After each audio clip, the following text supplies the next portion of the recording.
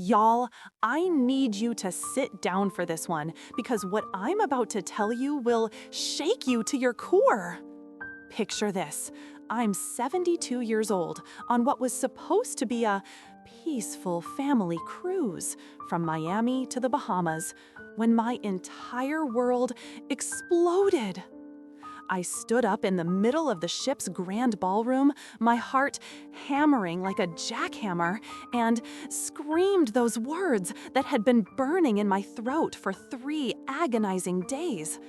The woman in first class, the one with the diamond necklace and the perfect smile, was my daughter Sarah, my baby girl who they told me died in a hospital fire 30 years ago when she was just 21. But there she was, alive, breathing, and calling another woman Mom. The music screeched to a halt. 500 pairs of eyes turned to stare at me. Security started moving in. But I didn't care because the angry betrayal of my life was about to unravel right there on that luxury cruise ship, and everyone was going to hear the truth. Drop your city in the comments if you're ready for this excited ride, because what happened next destroyed an entire family empire built on lies. The invitation arrived on a Tuesday morning in Houston, Texas, delivered by a courier who insisted on getting my signature. I was living in my modest 2-bedroom apartment in the Montrose district, the same place I'd called home for the past 15 years. My hands trembled as I opened the cream-colored envelope with the fancy gold seal. Margaret Williams, it read in elaborate script. The Morrison family cordially invites you to join us for the annual family reunion cruise departing Miami on September 15th. All expenses paid, RSVP required. The Morrison family, my late husband Robert's family. The same family that had cut me off completely after his death 35 years ago. The same family that blamed me for everything, for not being good enough, for not giving them more grandchildren, for surviving when their golden boy didn't. I hadn't heard from any of them in 3 decades.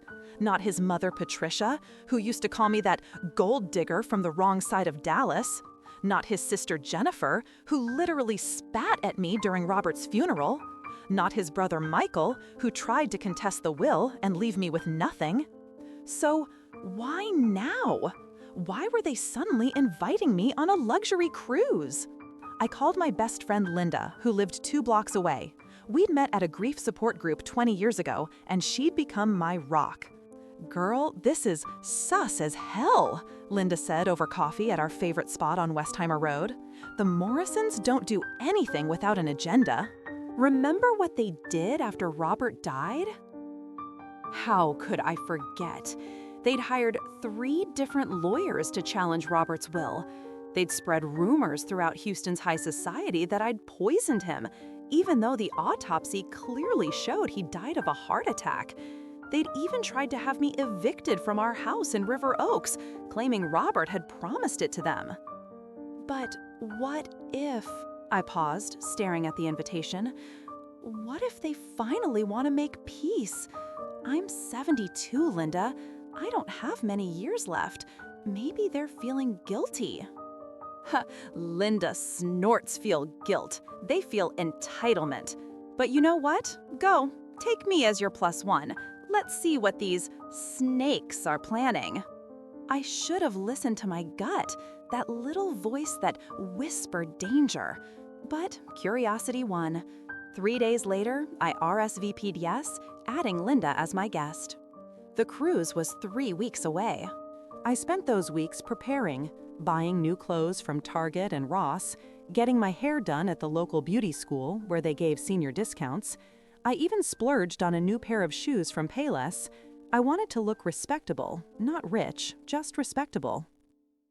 The Morrisons had money, old oil money from Patricia's father, who'd struck black gold in Midland back in the 1950s. They lived in a $30 million compound in Highland Park, Dallas. They had vacation homes in Aspen, Martha's Vineyard, and Jackson Hole. They threw parties that made the society pages of the Dallas Morning News. Meanwhile, I lived on Social Security and the small pension Robert had left me.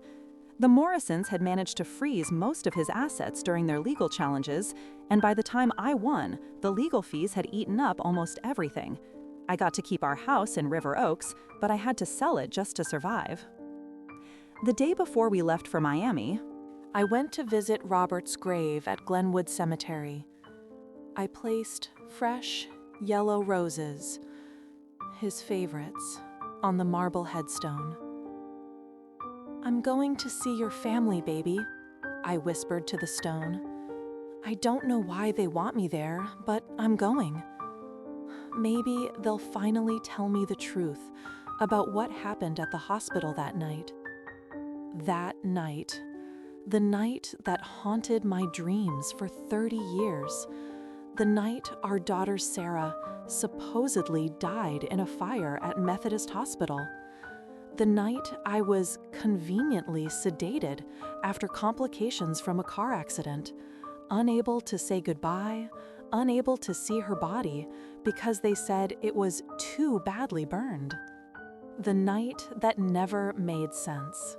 I'd searched for years, hired a private investigator with money I didn't have, contacted the fire department, the police, the hospital administration, but the records had been sealed, they said.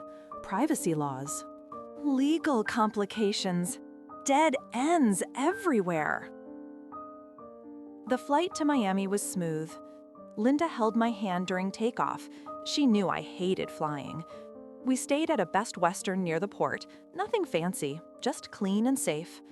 The next morning, September 15th, we took an Uber to the cruise terminal. That's when I saw them. The entire Morrison clan gathered near the VIP check-in. Patricia, now 93, in her wheelchair, but still wearing her signature pearls and that disapproving scowl. Jennifer, 70, Botoxed within an inch of her life, clutching her latest husband's arm, number 4 if I was counting right. Michael, 68, with his trophy wife Madison, who couldn't be older than 35. But it was the woman standing behind Patricia that, fearful, made my blood run cold. She was tall, elegant, probably in her early 50s, strawberry blonde hair styled in perfect waves, green eyes that sparkled in the Miami sun, a small scar on her left cheek, barely visible under expensive makeup. The same scar Sarah had gotten when she fell off her bike at age 7. "That's impossible," I whispered to Linda. "What's impossible?"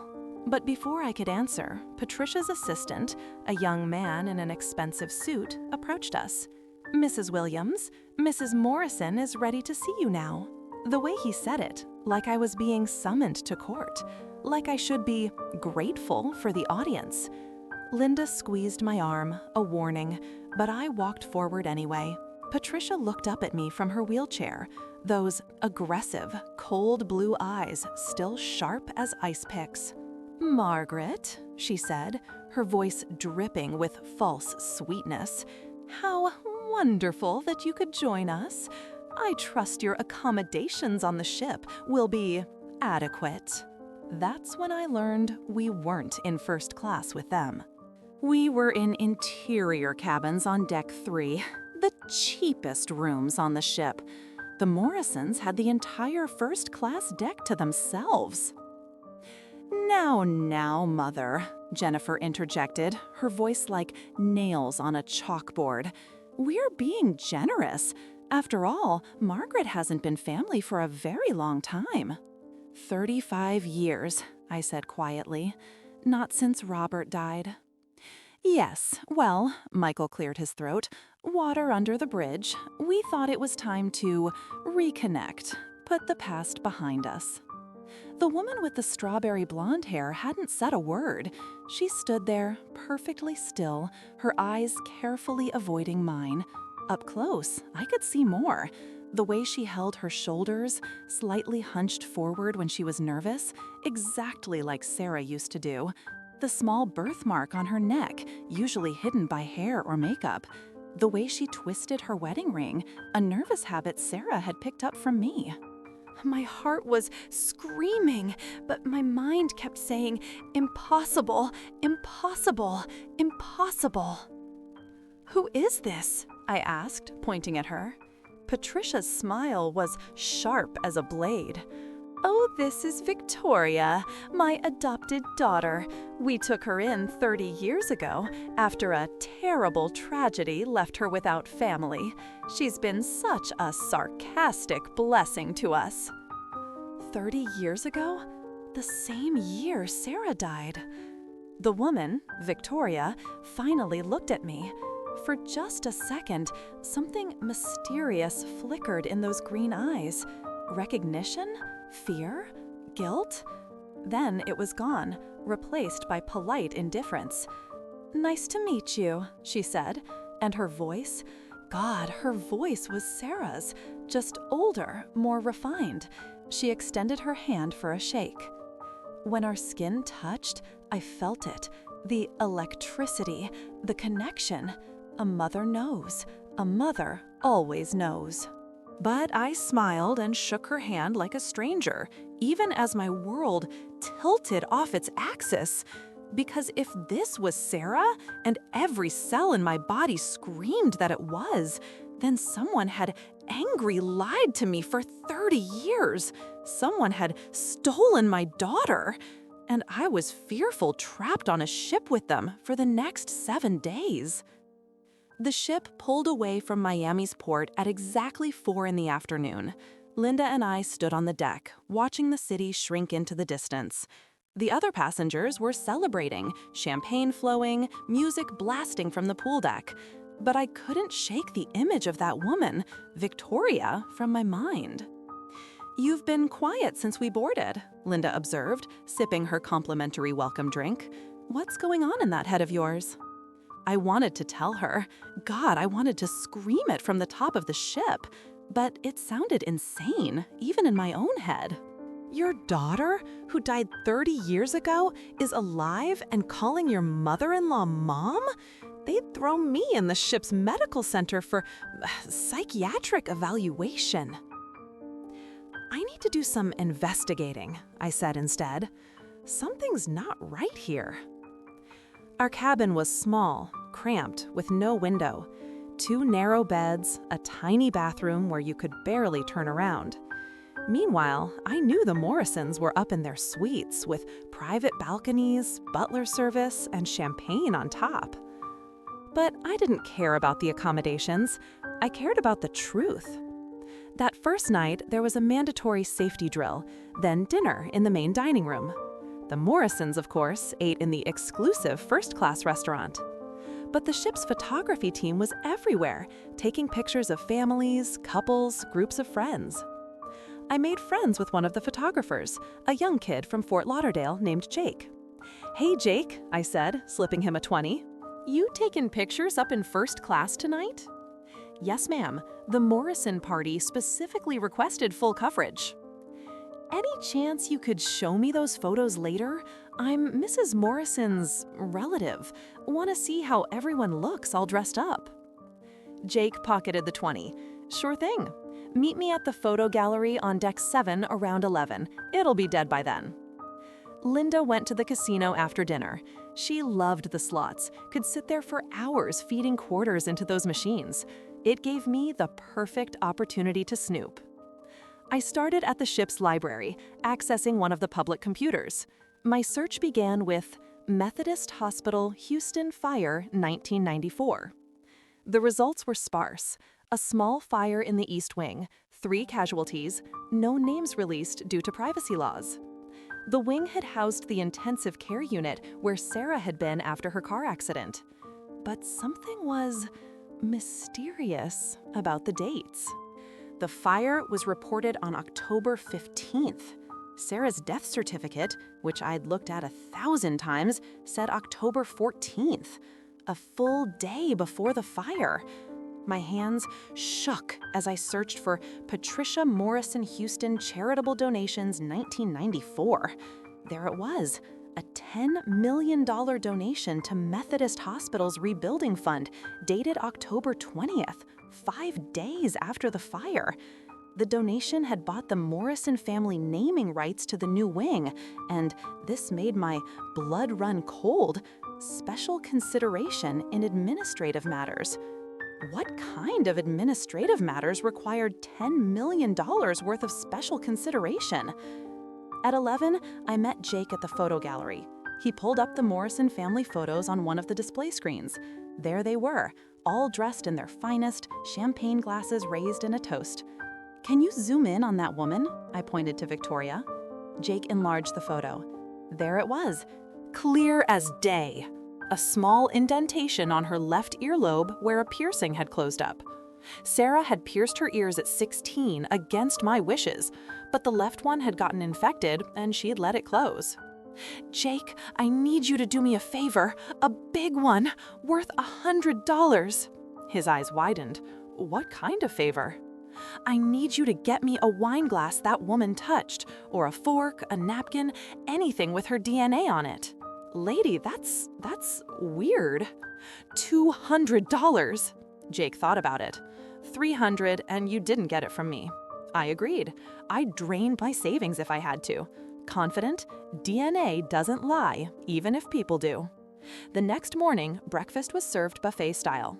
I positioned myself where I could watch the first-class entrance. Around 9, Victoria emerged alone, wearing a white sundress and oversized sunglasses. She walked to the coffee bar on deck 8. I followed, keeping my distance. She ordered a cappuccino and found a quiet corner to read. I sat 2 tables away, pretending to look at the ocean. That's when I heard her on the phone. "No, Mother Patricia, I'm fine. Yes, I know why she's here. No, I won't speak to her. I understand what's at stake. The will, yes. Don't worry, 30 years of silence won't be broken now. Yes, I love you too." Mother Patricia. Not Mom, not Mother. Mother Patricia, like she'd been trained to say it. When she left, I waited 5 minutes, then approached her table. She'd left behind a napkin with lipstick on it. I carefully folded it and placed it in a plastic bag I brought from the room. That afternoon, there was a family meet and greet in one of the lounges. The Morrisons had reserved the entire space. I wasn't technically invited, but I wasn't technically forbidden either.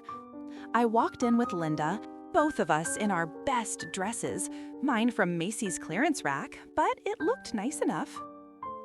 The room fell silent. "Margaret," Patricia's voice cut through the silence, "how bold of you to join us." "I was invited on this cruise," I said, keeping my voice steady. Confident, I assumed that meant all family events. Jennifer laughed, that sharp, bitter sound I remembered. "Family? You haven't been family since my husband died," I finished. "Since you tried to leave me homeless? Since you contested his will and called me a murderer?" "You were never good enough for him," Michael spat. "A nobody from nowhere, Texas. Our brother could have married anyone, senators' daughters, oil heiresses. Instead, he chose you." "He chose love," I said quietly. Victoria stood abruptly. "I need some air." She practically ran from the room. I wanted to follow, but Patricia's voice stopped me. "Let her go. Victoria is sensitive about family drama. Her own past, you understand, losing her parents in that terrible fire." There it was, the fire. Always the fire. "Tell me about that fire," I said, sitting down uninvited. "The one where you found Victoria." Patricia's eyes narrowed. Why this sudden interest? "Call it curiosity. You adopt a daughter the same year my daughter dies. Seems like quite a coincidence." "Life is full of coincidences," Jennifer said. like how Robert had that heart attack right after changing his will. The will that left everything to his wife and daughter? I shot back. How inconvenient for you.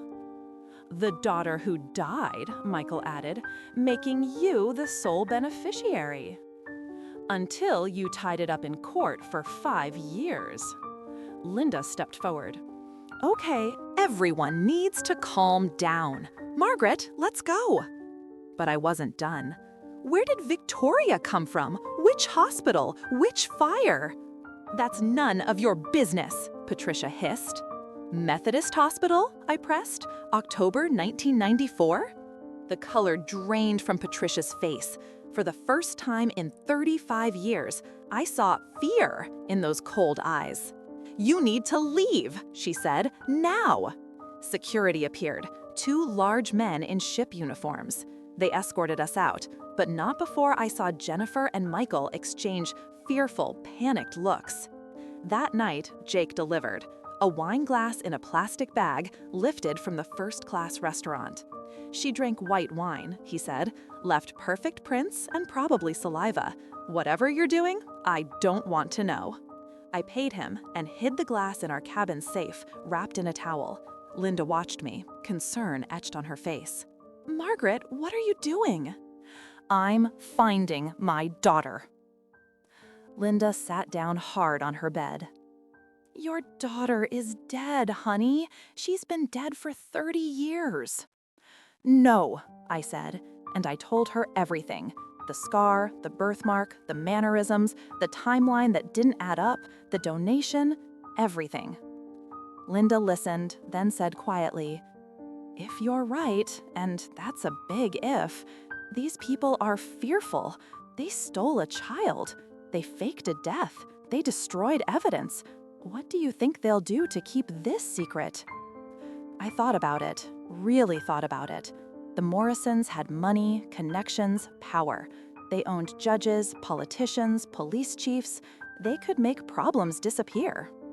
But I was 72 years old with nothing left to lose. I'd spent 30 years mourning a daughter who might be alive. I'd rather die knowing the truth than live another day in ignorance. Let them try, I said. That night, I couldn't sleep. I stood on our tiny cabin's floor, looking at old photos of Sarah on my phone. Her high school graduation, her 20th birthday, the last one we celebrated together, the selfie she sent me the day before her accident, smiling in her college sweatshirt. Tomorrow, I'd find a way to talk to Victoria alone. Tomorrow, I'd get answers. I didn't know that tomorrow, everything would explode. The ship docked at Nassau, Bahamas at 7 in the morning. Most passengers couldn't wait to hit the beaches, explore the markets, or take excursions to swim with dolphins. The Morrisons had booked a private yacht for the day, because of course they had. I watched from deck 10 as they boarded their yacht. Patricia in her wheelchair, pushed by a private nurse, Jennifer and her husband, Michael and Madison, and Victoria, looking uncomfortable in a designer swimsuit and cover-up. We're following them, I told Linda. Margaret, no. That's stalking. It's investigating. There's a difference. We took a taxi to Paradise Island, where I'd overheard the yacht was heading. The driver, a local named William, was chatty and helpful. You looking for someone? He asked, noticing how I kept checking my phone for the time. My family, I said. We got separated. The rich folks on the big yacht? They went to the private beach at Ocean Club, very exclusive. You need a reservation or a room key to get in. I handed him a 50. Or a creative taxi driver. William grinned. My cousin works security there. Let me make a call. 20 minutes and another $50 later, Linda and I were walking onto the private beach, William's cousin having waved us through with a wink. The Morrisons had set up camp at the far end of the beach, under a massive cabana. Patricia held court from a cushioned lounge chair while the others sprawled around her. Victoria sat apart, reading a book. Her body language, screaming that she wanted to be anywhere else. Stay here, I told Linda, then walked directly toward them. Jennifer saw me first. What the hell? How did you— We need to talk, I said, looking directly at Victoria. Serious, alone. Victoria looked up from her book, those green eyes, Sarah's eyes, wide with something that looked like fear. She has nothing to say to you, Patricia snapped. Security! But I was already talking, the words pouring out like water through a broken dam. I know who you are. I know what they did. The fire was on October 15th, but your death certificate says October 14th. They paid $10 million to the hospital 5 days later. You have the same scar, the same birthmark, the same— Stop! Victoria stood up, her book falling into the sand. Please, just stop. Sarah. I said her name, her real name, and she flinched like I'd slapped her. My name is Victoria Morrison. Your name is Sarah Williams. You're my daughter. You were in a car accident 30 years ago. They told me you died in a hospital fire, but there was no fire when you supposedly died. They lied. They stole you. Michael was on his phone, probably calling security or the police or both. Jennifer was screaming at me to leave, but Patricia was silent, watching me with those calculating eyes. Tell her, I said to Patricia. Tell her the truth.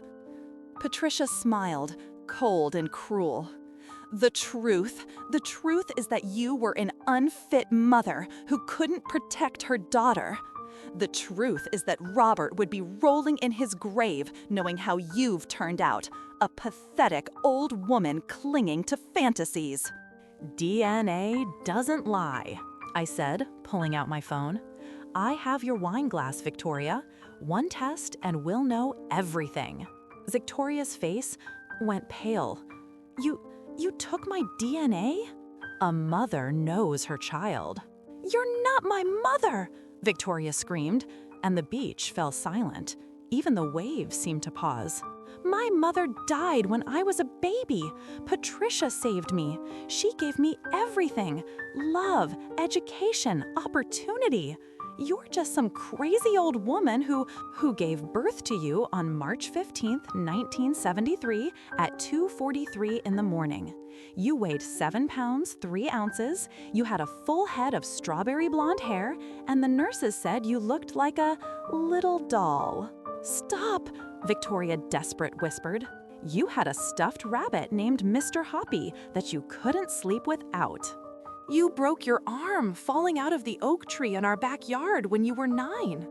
You were allergic to strawberries but loved strawberry-scented everything.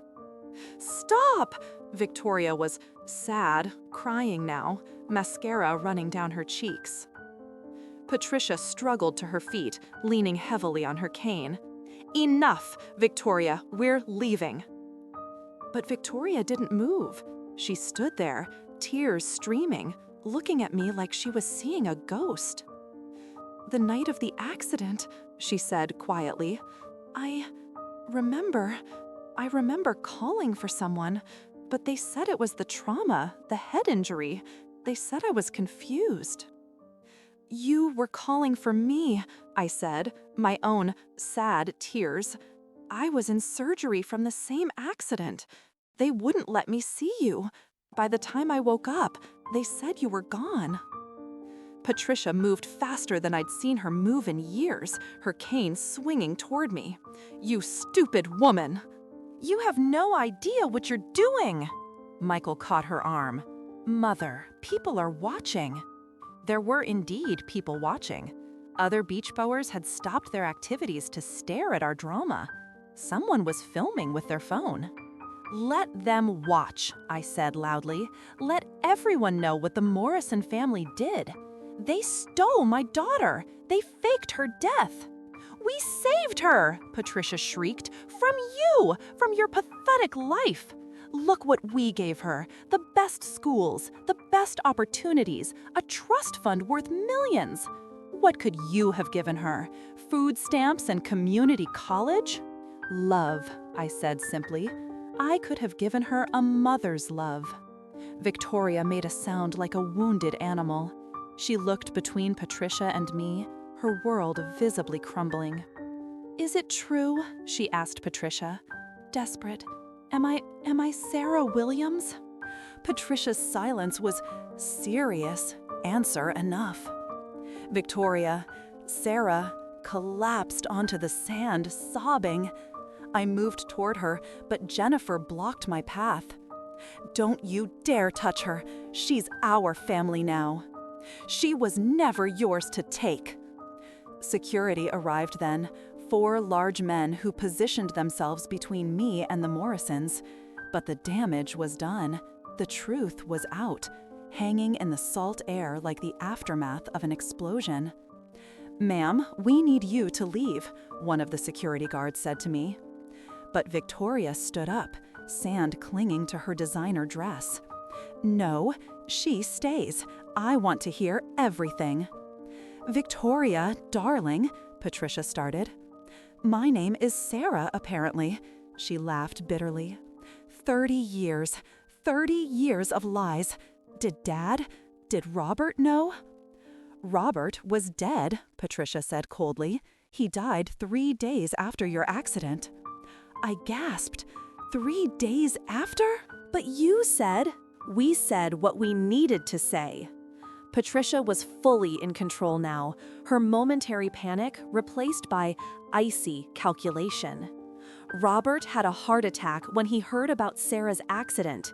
He died before making any decisions about her care. As next of kin, I made the decision that was best for everyone. Best for everyone? I couldn't believe what I was hearing. Angry, "You told me my daughter was dead." "You were nobody," Patricia said simply.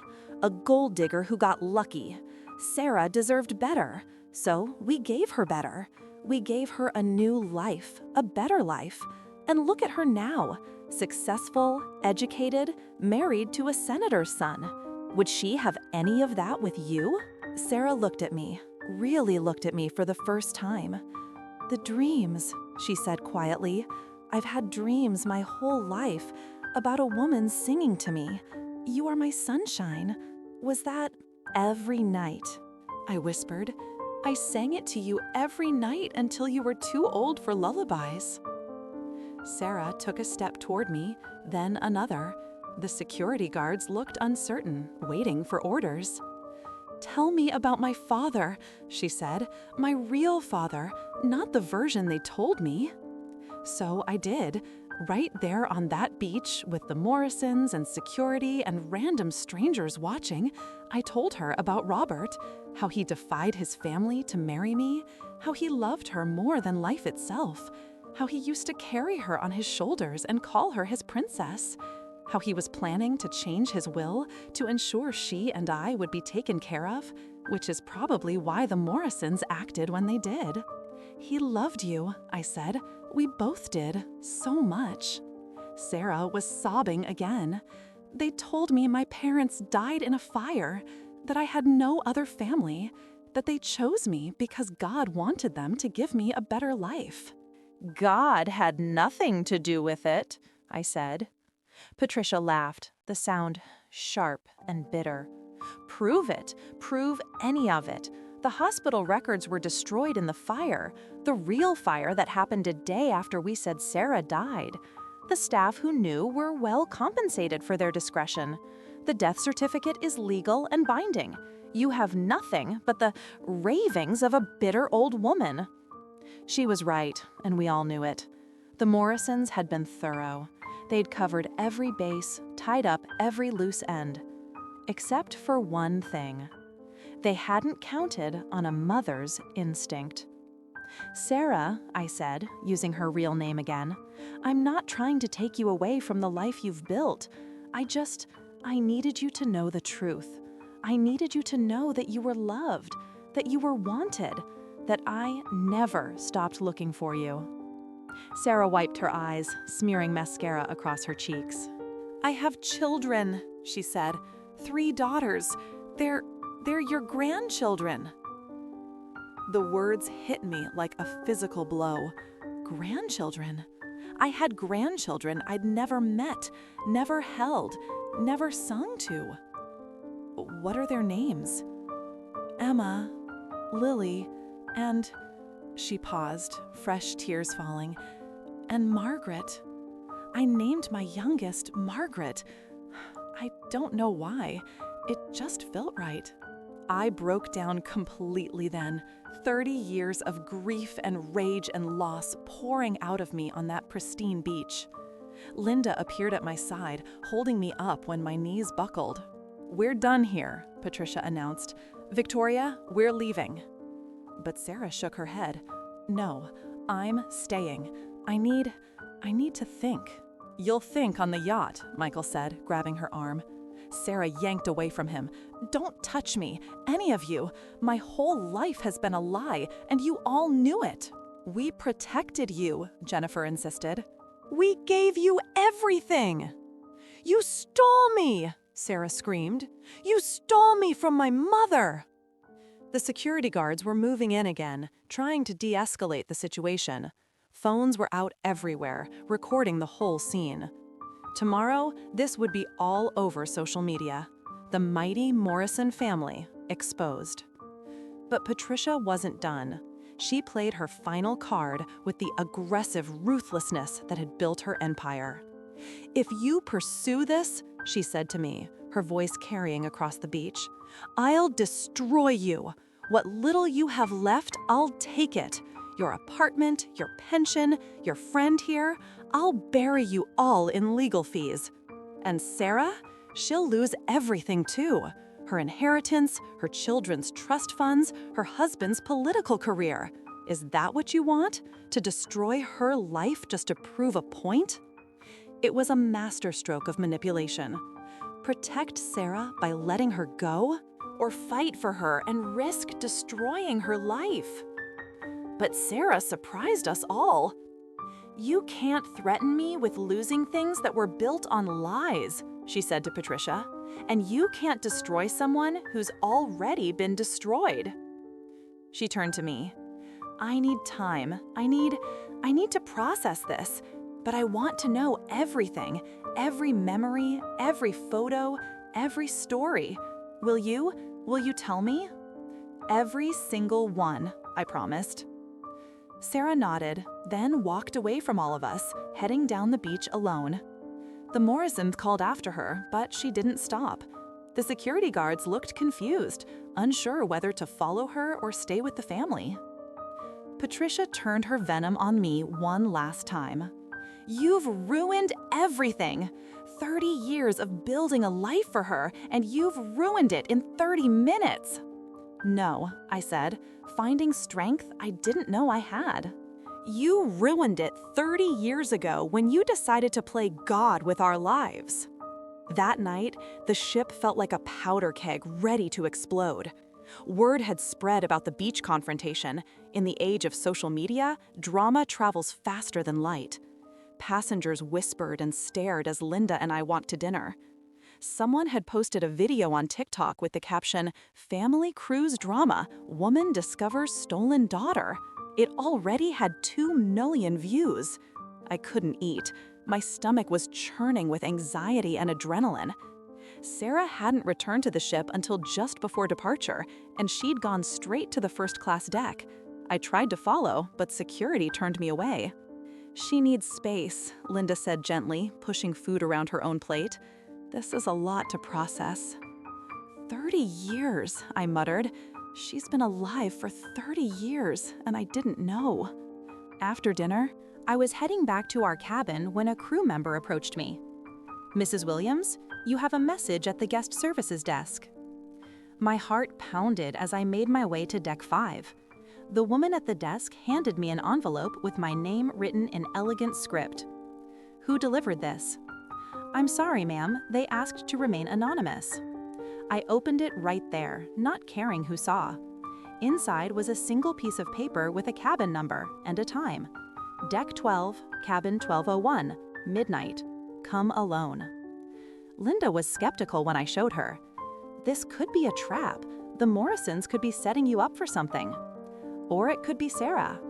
Margaret, please be careful. These people have already proven they're capable of anything." At 11:45, I made my way to Deck 12. The first-class deck was like another world. Marble floors, crystal chandeliers, artwork that probably cost more than my apartment. Cabin 1201 was at the end of a long hallway. I knocked softly. The door opened, and it wasn't Sarah. It was a man I'd never seen before, mid-50s, wearing an expensive suit. "Mrs. Williams, I'm David Chen, attorney at law. Please come in." The suite was massive, bigger than my entire apartment. Floor-to-ceiling windows looked out onto the dark ocean, and there, sitting on a white leather couch, was Sarah. She'd been crying again, her eyes red and puffy. Next to her was an open box filled with documents. "I asked David to meet us here," Sarah said. "He's my personal attorney, not the family's. I trust him." I sat down across from her, my hands shaking. "Thank you for seeing me." "I haven't slept," she said. "Haven't eaten. I keep thinking about everything, the lies, the manipulation. But mostly, I think about you, what you must have gone through." "Sarah, please, let me talk first." She took a deep breath. After the beach, I confronted Patricia, alone. I demanded the truth, the whole truth. And do you know what she said? She said she did me a favor, that you were trash, that Daddy, Robert, was a fool for marrying you, that letting you raise me would have been a crime against my potential. "She always hated me," I said quietly, "from the moment Robert brought me home." "But that wasn't all," Sarah continued. "I demanded proof, documents, papers, anything about my adoption, and she laughed.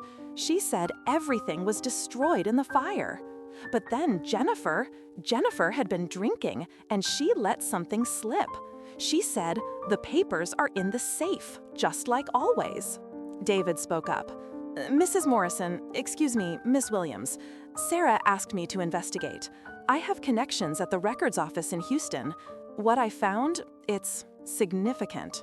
He pulled out a folder from the box.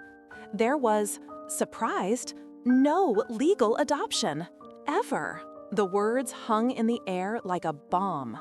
"What?" I gasped. The Morrisons never formally adopted Sarah. They couldn't, because that would have required your consent as the living parent. Instead, they simply took her, created a new identity, forged documents, and counted on their money and influence to avoid scrutiny. So, legally? Legally, she's still Sarah Williams. Victoria Morrison doesn't exist in any official capacity. Her social security number, her driver's license, her passport, all obtained through fraudulent means. Sarah was crying again. "My whole life is built on fake documents. My marriage might not even be legal. My children." "Your children are legitimate," David assured her. "We can fix the paperwork. But Mrs. Williams, you need to understand, you have grounds for aggressive, massive legal action. Kidnapping, fraud, emotional distress, denial of inheritance rights." "Robert's will," I breathed. Surprised, he left everything to me and Sarah. "Which?" David nodded. "Which the Morrisons contested after declaring Sarah dead. But if she was alive, that will is still valid. The entire Morrison estate might actually belong to you and Sarah." Sarah stood up abruptly, pacing to the window. "They stole everything. My identity, my mother, my inheritance, everything." "But we can fight back," David said. "With the evidence I've gathered, we can—" "No," Sarah interrupted. "Not we. Me. This is my fight." She turned to look at me. "I want to know everything, every memory you have of me, of Daddy, of our life together. But I need you to understand. I'm angry. I'm so angry I can barely breathe. Not at you," she added quickly, seeing my face. "At them, at the people who call themselves my family while denying me my real family." "What are you going to do?" Sarah smiled, and for the first time, I saw Robert in her, that same determined set to her jaw. that same fire in her eyes. I'm going to destroy them, legally, financially, socially. They took 30 years from us. They're going to pay for every single day. David cleared his throat. There's more. I've been investigating the hospital fire. 3 people died, according to the official report. But I found a nurse, retired now, living in Austin. She was working that night. She says there were only 2 bodies recovered from the fire. The 3rd casualty was added to the report later. They used the fire to fake my death, Sarah said hollowly. More than that, David continued. The $10 million donation, it wasn't just for naming rights. Patricia Morrison sits on the hospital board now, has for 29 years. She controls what records get released, what information is available. But if we have DNA proof, I started. We do, Sarah said. I had David run a test this afternoon. Rush job, cost a fortune. But, she handed me a paper, probability of maternity, 99.99%. I stared at the paper, scientific proof of what my heart had always known. There's something else, Sarah said, reaching into the box. She pulled out a small, worn book. Patricia kept this. I don't know why. Maybe some sick form of sentiment. It was a photo album, my photo album, the one I thought had been lost in the chaos after Robert's death.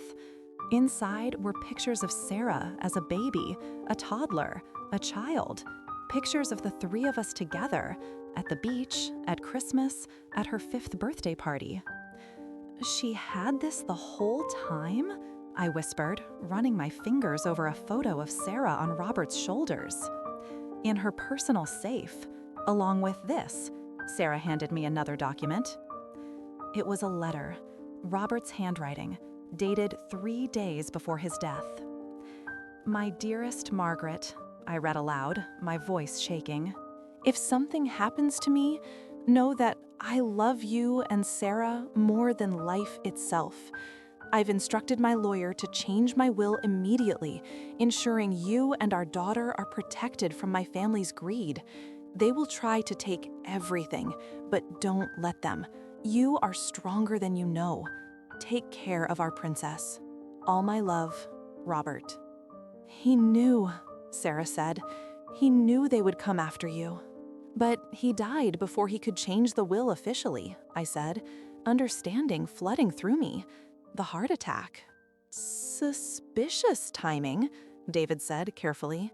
Unfortunately, impossible to prove after 35 years. Sarah returned to the couch, sitting closer to me this time. Tell me about him, about your life together, about us. So I did. For the next 2 hours, I told her everything. How Robert and I met at a coffee shop in Houston, how he pursued me despite his family's objections. How happy he was when she was born, how he used to sing off-key lullabies that made her laugh, how we'd planned to have more children, to move to a smaller town where the Morrison name meant nothing, to live a simple, happy life. He would have left them, I said. He was planning to cut ties completely. That's probably why. Why they acted when they did, Sarah finished. The accident was their opportunity. What accident? I asked. I never understood what happened. You were coming home from college for the weekend. Sarah frowned. They told me I was in a fire, that my parents died trying to save me. David pulled out another file. The police report from October 14th, 1994. Single car accident on Interstate 45. Sarah Williams, age 21, lost control of her vehicle and hit a median. Severe head trauma, internal injuries. Margaret Williams, 42, driving separate vehicle, swerved to avoid and was also injured. I was following you home, I remembered suddenly. You'd called, upset about something. I was worried, so I drove to College Station to follow you back. The report says you were unconscious for 3 days, David continued. Sarah was in critical condition for a week. During that time, Robert Morrison died of a heart attack, and Patricia Morrison assumed medical power of attorney for Sarah. And then she stole her, I said bitterly. Tell me about after, Sarah said. After you thought I died, what happened? This was harder, talking about the grief, the despair, the years of emptiness, the private investigators who found nothing, the therapy that didn't help, the nights I stood on the bridge considering joining my family, how Linda saved me, how I learned to live with half a heart, how I never stopped lighting a candle for Sarah on her birthday. Sarah was sobbing by the end. I'm so sorry. I'm so sorry. You have nothing to be sorry for. You were a victim too. I have memories, she said suddenly. Flashes. They told me it was trauma from the fire, false memories. But there's a yellow kitchen, sunflowers on the wallpaper. Our house in River Oaks, I confirmed. You helped me pick out that wallpaper. And a dog? A big golden dog? Biscuit. You named him that because his fur looked like biscuits. Sarah laughed through her tears. I remembered his name. They said I was making it up. What else do you remember? A song. Not You Are My Sunshine. Something else. Something about a mockingbird? I sang softly. Hush, little baby, don't say a word. Mama's gonna buy you a mockingbird. Sarah joined in, her voice uncertain but finding the melody. And if that mockingbird don't sing, Mama's gonna buy you a diamond ring. We finished together, both crying. And if that diamond ring turns brass, Mama's gonna buy you a looking glass. Happy! You remember, I whispered. Happy, she confirmed. Then, so quietly, I almost missed it. Mom. It was the first time she'd called me that in 30 years. The next morning, the ship was buzzing with gossip. Someone had leaked that the Morrison family drama involved a kidnapped child, and passengers were choosing sides like it was a reality show. Team Margaret versus Team Morrison was actually trending on Twitter. I was having coffee with Linda when Sarah appeared in the main dining room. Not the first-class restaurant, the regular dining room where we common folks ate. She walked straight to our table, ignoring the stares and whispers. May I? She asked, gesturing to an empty chair. Of course. She sat down, and I noticed she wasn't wearing any jewelry except her wedding ring. No designer clothes either, just simple jeans and a University of Texas t-shirt I'm betting she bought from the ship's gift shop. I've been up all night thinking, she said. David, my lawyer, he found more information about the money. What money? My trust fund, the one Patricia always held over my head. It's not Morrison money, it's Daddy's money, money that should have gone to you. Linda whistled low. How much are we talking? The original inheritance was $15 million. With investments and compound interest over 30 years, Sarah paused, it's now worth approximately $78 million. I nearly choked on my coffee. $78 million? Money that was stolen from you when they declared me dead and contested the will. Money they've been using to control me my entire life. Sarah, I don't care about the money. But I do, she interrupted, because it's proof. Proof of what they stole, what they planned. Patricia didn't just want me, she wanted Daddy's money, and I was the key to keeping it in the family. A shadow fell across our table. Patricia Morrison stood there, supported by her walker, but radiating menace despite her age. Victoria, she said coldly, you're making a spectacle of yourself. My name is Sarah. Patricia's lips thinned. Your name is whatever I say it is. I made you.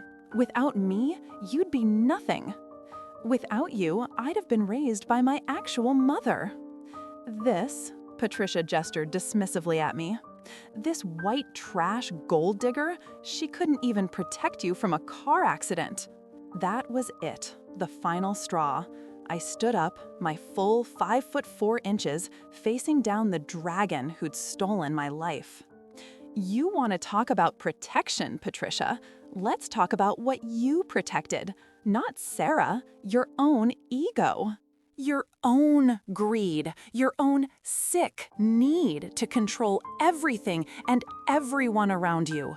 You know nothing. I know you let me believe my daughter was dead. I know you watched me grieve for 30 years. I know you took my husband's money and used it to buy my daughter's love. What kind of monster does that? The dining room had gone completely silent. Everyone was watching, some openly recording on their phones. Patricia smiled, that cold, calculated smile I'd learned to fear. The kind of monster who wins. I have the best lawyers in Texas. Try to prove any of this in court, and I'll destroy you, both of you. Actually, a new voice said, you won't. We all turned. A young woman stood there, maybe 30, with dark hair and nervous eyes. She was wearing a crew uniform. Who are you? Patricia demanded. Maria Santos. I work in housekeeping. But 30 years ago, I was Maria Gonzalez, and I worked at Methodist Hospital in Houston, in the ICU. The color drained from Patricia's face. Maria continued, her voice getting stronger. I was the night nurse assigned to Sarah Williams. I was there when Mrs. Morrison came in with papers, with men in suits, with threats about my immigration status if I didn't cooperate. You're lying, Patricia hissed. I've been living with this guilt for 30 years, Maria said. When I saw the video from the beach yesterday, when I realized that poor woman never knew her daughter was alive, I can't stay quiet anymore. She pulled out an old weathered envelope. I kept copies of everything. The original medical charts showing Sarah Williams was alive and recovering, the falsified death certificate, the transfer papers to a private medical facility owned by Morrison Industries, even a recording. Yes, Mrs. Morrison, I recorded you threatening me. Patricia lunged for the envelope, but Sarah intercepted her, grabbing the documents. You recorded it? Sarah asked, incredulous. On an old tape recorder. I was scared. I wanted insurance in case... Maria trailed off. I'm sorry. I'm so sorry I didn't come forward sooner. But I had 2 kids, no papers, no power. They would have destroyed me. They still will, Patricia snarled. You've just signed your own deportation order. Actually, she hasn't. David Chen appeared, because apparently everyone was converging on this dining room. Miss Santos has been a legal citizen for 15 years, and she's already given a sworn deposition to the FBI. The FBI? Michael Morrison had arrived, with Jennifer right behind him. Kidnapping across state lines, David explained calmly. Fraud involving federal documents, conspiracy. The FBI is very interested in this case. Patricia swayed on her feet. Michael caught her arm, but she shook him off. You ungrateful bitch, she spat at Sarah. Everything I did was for you, to give you a better life. No, Sarah said quietly.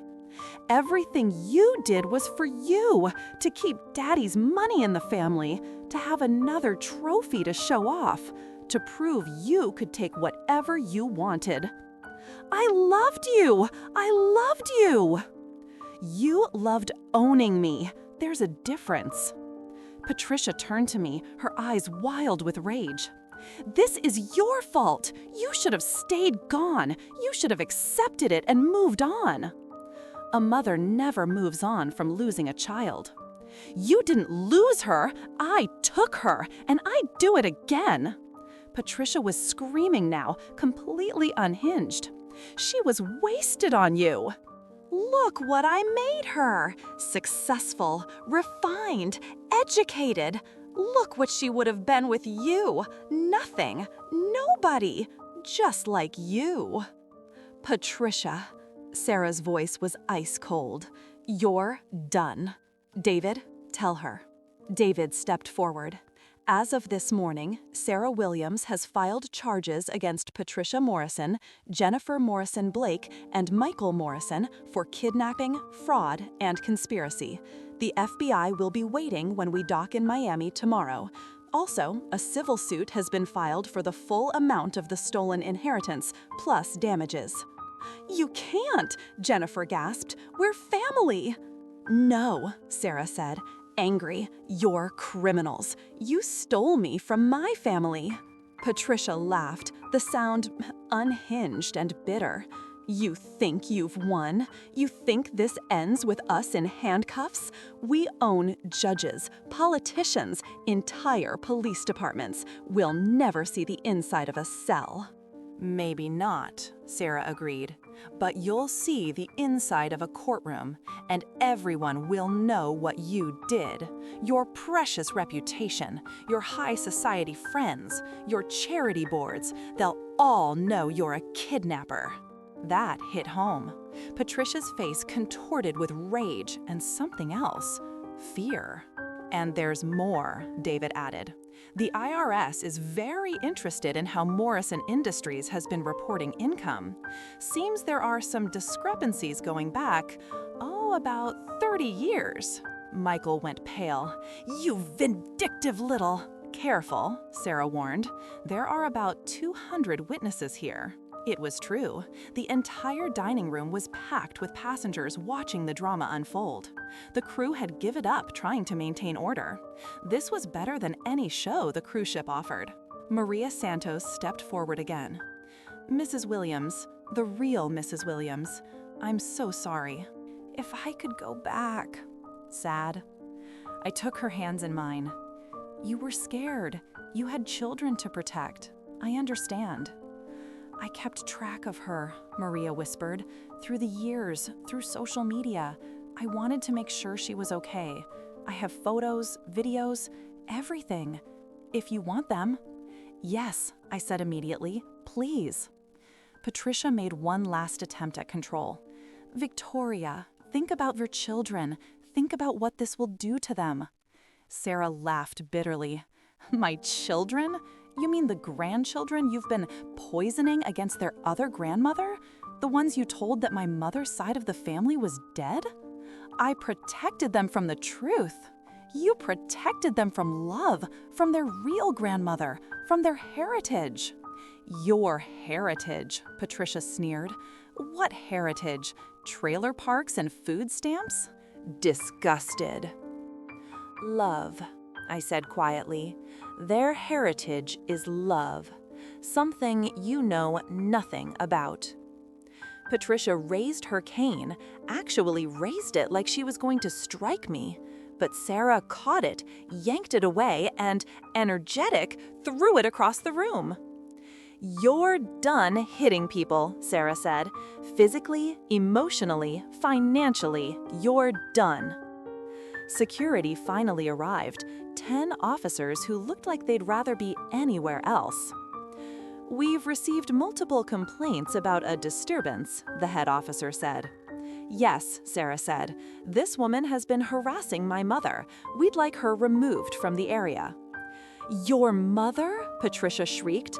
I'm your mother. I raised you. I gave you everything.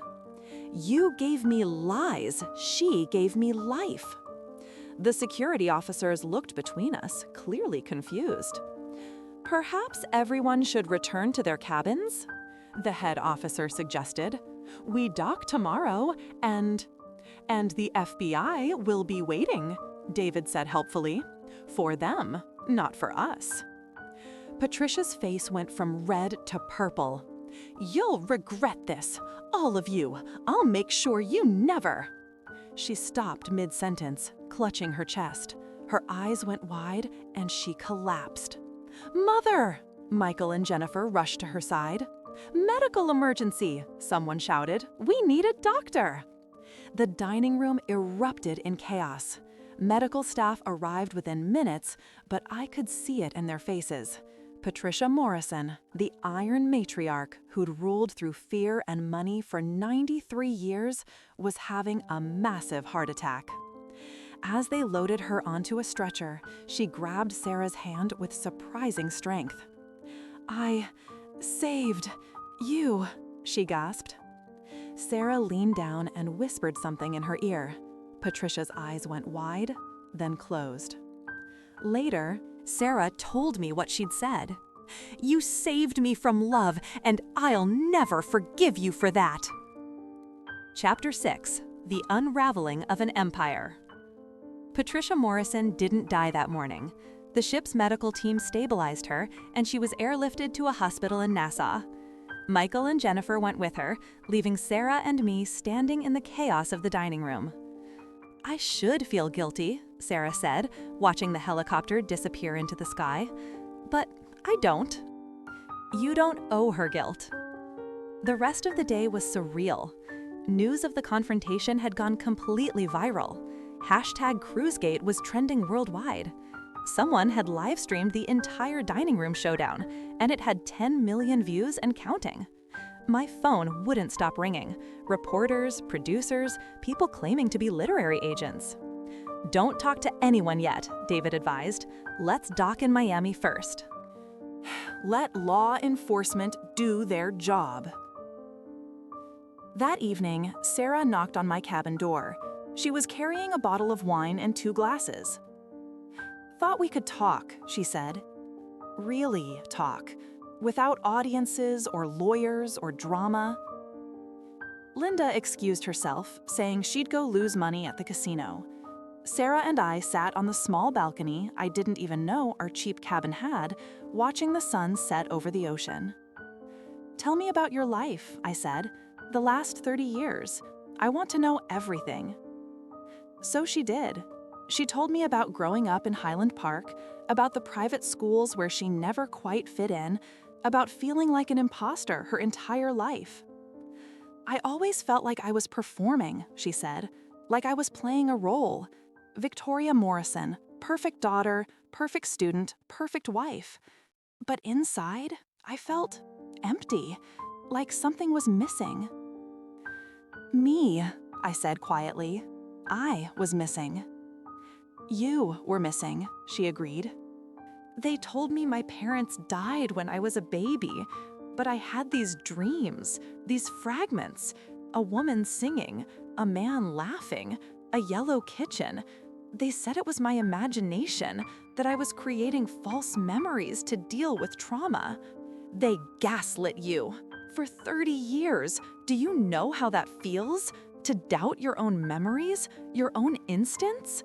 I know how it feels to be told your daughter is dead when every cell in my body says otherwise."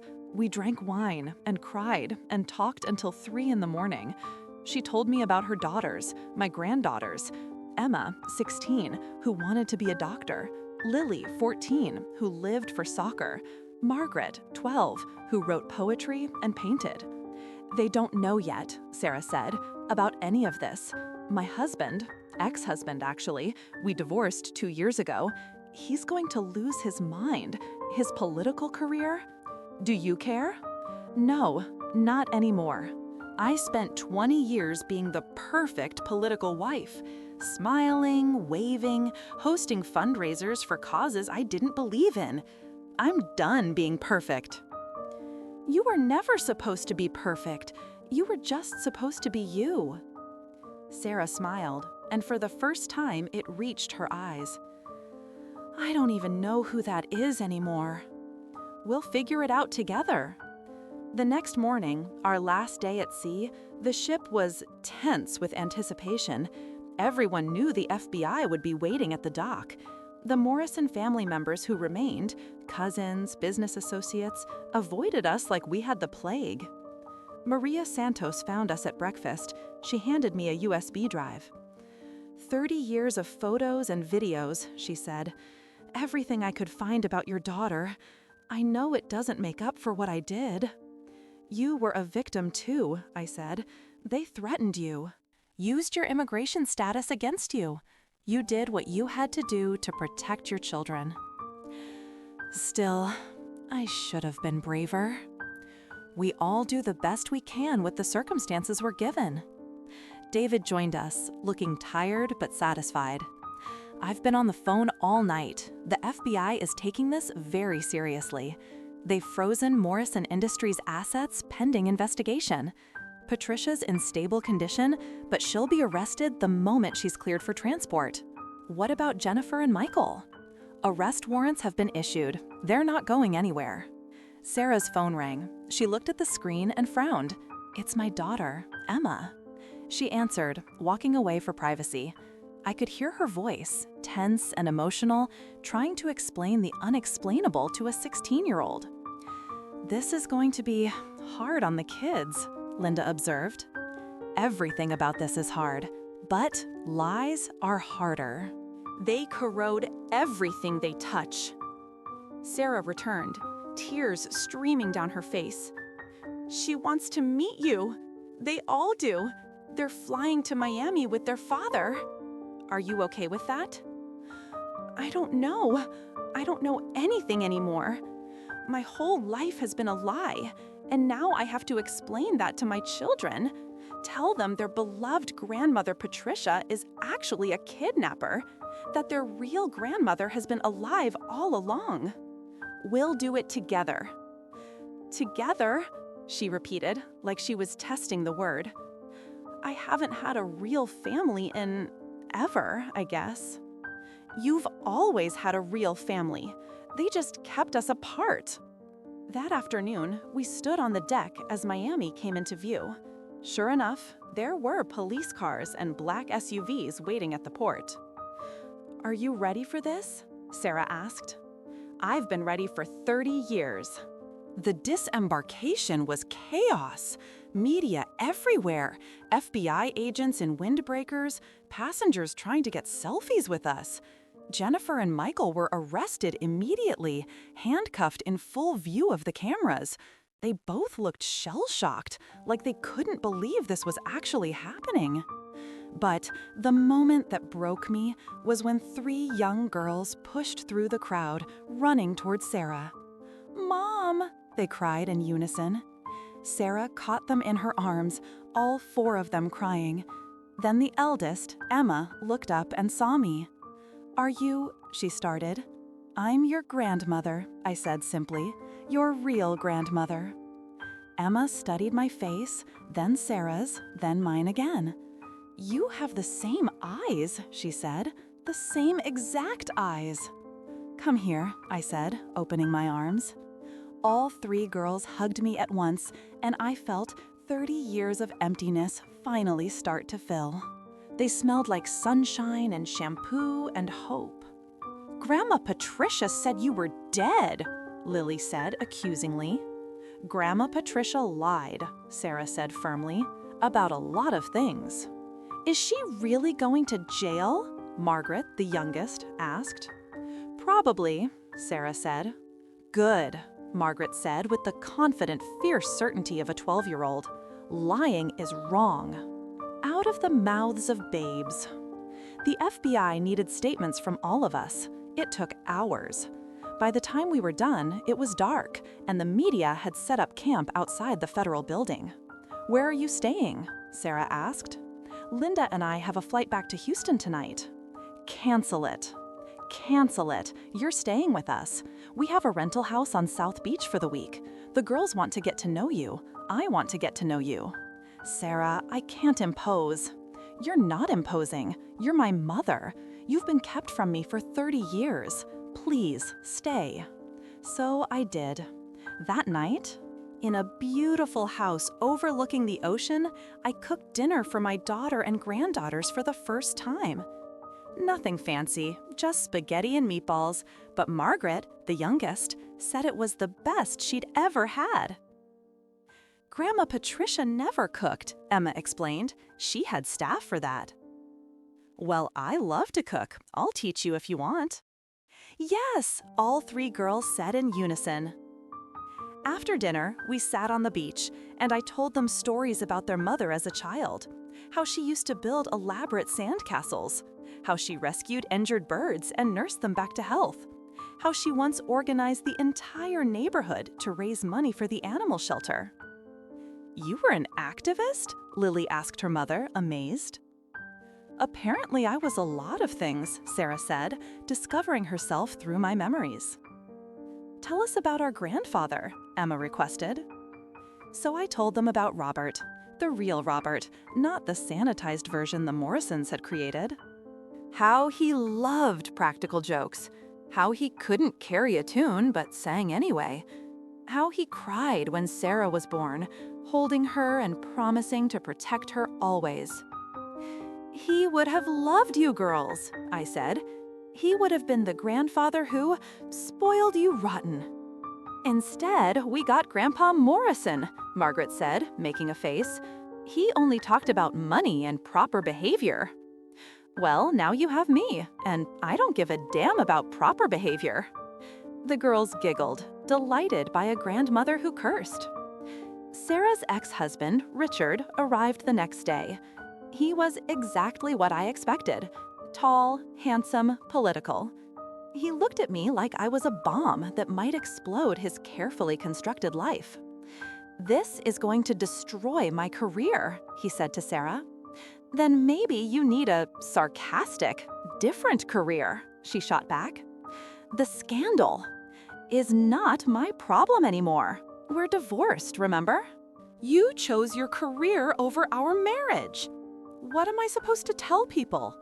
The truth, that your ex-wife just discovered her mother is alive after 30 years of lies. If they can't handle that, they're not worth knowing. He left, angry, but the girls stayed. They wanted to know everything, and I was happy to tell them. That evening, David called with news. Patricia had another heart attack. She's in critical condition. Also, the forensic accountants have found evidence of massive fraud. The Morrisons have been stealing from the trust for years, using it as their personal piggy bank. How much? Sarah asked. Millions, tens of millions. It all belongs to you and your mother. Sarah looked at me. We're rich. We're together, I corrected. That's worth more than any amount of money. But I could see her mind working, planning. We could start a foundation, she said, for families separated by illegal adoptions or kidnappings. We could help other mothers find their children. The Sarah Williams Foundation, I said. The Margaret and Sarah Williams Foundation, she corrected. We're in this together now. Chapter 7, The Trial of the Century. 6 months later, the federal courthouse in Houston was surrounded by media from around the world. The case had been dubbed the Trial of the Century by CNN, and Court TV was broadcasting live coverage. Patricia Morrison had survived her heart attacks, but was now confined to a wheelchair, oxygen tubes in her nose. She looked smaller, frailer, but her eyes still held that cold fury. Jennifer and Michael sat with their army of lawyers, 12 in total, all in $1,000 suits. Sarah and I sat with David and our legal team. The girls were in school, but they'd been following every development. Emma had started a TikTok account documenting our family's journey that had 5 million followers. The prosecutor, a fierce woman named Angela Rodriguez, opened with devastating precision. Ladies and gentlemen of the jury, this is not a complicated case. It's about greed, cruelty, and the theft of a child. The defendants stole Sarah Williams from her mother, faked her death, and kept her hidden for 30 years. They did this for one reason: money. The defense tried to paint it as a noble act, saving a child from an unsuitable mother. Their lawyer, a silver-haired man named Preston Whitmore, actually argued that Patricia Morrison was a hero. My client saw a child in danger, he said, a mother who couldn't protect her, a family situation that was unstable. She acted out of love. Love? Angela shot back in her rebuttal. Love doesn't fake death certificates. Love doesn't threaten nurses. Love doesn't steal inheritance. This wasn't love, it was kidnapping. The first witness was Maria Santos. She testified for 3 hours, detailing everything she'd seen and heard that night in the hospital. She played the tape she'd secretly recorded of Patricia threatening her. Patricia's voice filled the courtroom. You'll tell everyone the girl died, or I'll have you deported so fast your children won't even know what happened to you. I own this hospital. I own this city. Cross me and I'll destroy you." Several jurors gasped. One looked physically ill. Next came the forensic accountant, who detailed how the Morrisons had siphoned money from Sarah's trust fund. Shopping sprees, vacation homes, private jets, all paid for with money that should have gone to me after Robert's death. In total, he said, we're looking at approximately $42 million in stolen funds, not including interest and damages. On day 3, I took the stand. Angela guided me through the story, gently but thoroughly. The night of the accident. Waking up to be told my daughter was dead. The years of grief, the suicide attempts, the private investigators who found nothing. "I died that night too," I said, looking directly at Patricia. "You killed me as surely as if you'd put a gun to my head. I just kept breathing." The defense attorney tried to paint me as an unfit mother, bringing up my modest income, my small apartment, my lack of social standing. Isn't it true you couldn't have provided Sarah with the opportunities the Morrisons did? I would have provided her with love. Love doesn't pay for college. No, but it doesn't steal children either. You were in an accident. You couldn't even protect her from that. Anyone can have an accident. Not everyone steals the victim's child afterward. He tried again and again to break me. But I'd been broken 30 years ago. There was nothing left to shatter. Sarah testified on day 5, and her testimony was devastating. She talked about the nightmares, the feeling of never belonging, the fragments of memory that Patricia had gaslit her into doubting. "I always knew something was wrong," she said. "I just never knew it was everything." She talked about discovering the truth, about realizing her entire life was built on lies. They didn't save me, they stole me. They stole my mother, my identity, my inheritance, and 30 years of my life. You can't put a price on that. Actually, the prosecution could. They were asking for aggressive $500 million in damages, plus criminal penalties. The defense made a fatal mistake putting Patricia on the stand. They thought her age and frailty would generate sympathy. Instead, she revealed herself as the monster she was. "That woman," she said, pointing at me, "was trash, white trash from the wrong side of Houston. My son deserved better. Sarah deserved better." "So you stole her?" Angela asked.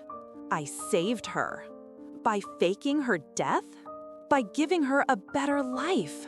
A life built on lies?"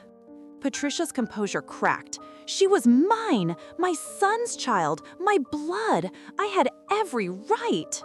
"You had no right," Sarah stood up in the gallery.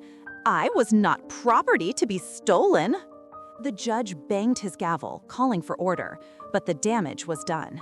Patricia had admitted it, in front of everyone. The defense tried to recover with character witnesses, society friends who talked about Patricia's charity work, her donations, her standing in the community. But Angela destroyed each one with a simple question. Would you have supported her if you'd known she'd kidnapped a child? None of them said yes. Michael took the stand, trying to claim he was just a child himself when it happened, that he didn't know the full truth. But Maria Santos had kept records, including a photo of him at the hospital that night, very much an adult at 38. Jennifer broke on the stand, sobbing about how she was just following her mother's lead, how Patricia controlled everything. But emails were produced showing her actively participating in the cover-up, including bribing hospital administrators. On the final day of testimony, a surprise witness appeared. Eleanor Morrison, Patricia's own sister, 91 years old, flew in from Florida. Patricia was always cruel, she testified. Even as a child, she had to control everything, own everything. When Robert married Margaret, Patricia saw it as a personal betrayal. She said she'd fix it. I never knew she meant this. "Why are you testifying against your sister?" the defense attorney asked. "Because some things are unforgivable. And I've been silent too long." She looked at me. "I'm sorry, Margaret. I should have warned you what she was capable of." Closing arguments were brutal. The defense tried one last time to paint the Morrisons as misguided but loving, acting in Sarah's best interests. Angela Rodriguez demolished that narrative. They want you to believe this was about love. But love doesn't require lies. Love doesn't require theft. Love doesn't require destroying a mother's life. This was about greed, control, and cruelty, nothing more. She showed the jury a photo of me from 30 years ago, holding baby Sarah, both of us laughing. This is what they stole. Not just a child, a relationship, a life, a love that should have been allowed to grow. Margaret Williams spent 30 years believing her daughter was dead. Sarah Williams spent 30 years believing her mother never existed. The defendants did this, deliberately, calculatedly, cruelly. The jury deliberated for exactly 3 hours. Guilty on all counts. Kidnapping, fraud, conspiracy, identity theft. The list went on. Patricia collapsed when the verdict was read. This time, I felt no sympathy. Jennifer sobbed. Michael just stared straight ahead, his life destroyed. The sentencing was 2 weeks later. Patricia Morrison, 25 years to life. At 93, it was effectively a death sentence. Michael Morrison, 20 years. Jennifer Morrison Blake, 15 years. The civil trial was even faster. The jury awarded us confident $575 million in damages, plus all stolen trust funds returned. Outside the courthouse, the media swarmed. Sarah and I stood together holding hands. "How do you feel?" a reporter shouted. "Free," Sarah said simply. "What's next?" another called. "Living," I answered. "We have 30 years to make up for." Sarah squeezed my hand. "Together." "Together," I agreed.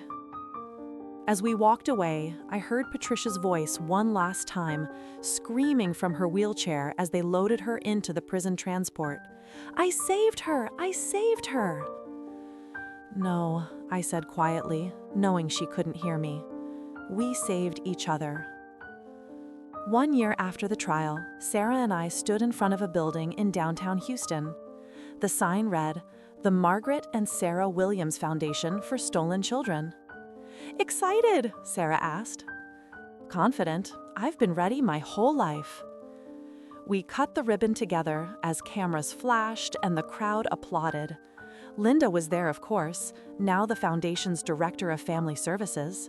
Maria Santos was our Director of Advocacy. She'd become a powerful voice for immigrant families facing similar injustices. The foundation's mission was simple: reunite families separated by illegal adoptions, kidnappings, and custody fraud. In our first 6 months of operation, we'd already helped reunite 12 families. "Mom! Mom!" Emma ran up, holding her phone. "We just hit 10 million followers on the foundation's TikTok!" My granddaughters had become social media activists, using their platforms to spread awareness about family separation and illegal adoptions. Emma was heading to college next year, pre-law at University of Texas, with plans to become a family rights attorney. Lily had started a podcast called Stolen Years, where she interviewed families like ours. Her episode with Sarah and me had been downloaded 15 million times. Margaret, now 13, had written a book about our story from her perspective as a granddaughter. It was being published next month, with all proceeds going to the foundation. "Where's your mom?" I asked Emma. "Inside, on a call with Oprah's people. They want to do a documentary." Sarah had become the face of our cause, testifying before Congress about the need for stronger laws protecting parental rights and preventing illegal adoptions. She'd met with the president, been on every major news show, written op-eds for the New York Times and Washington Post. But the best part was our daily life. Sarah had bought a house 5 minutes from my apartment in Houston.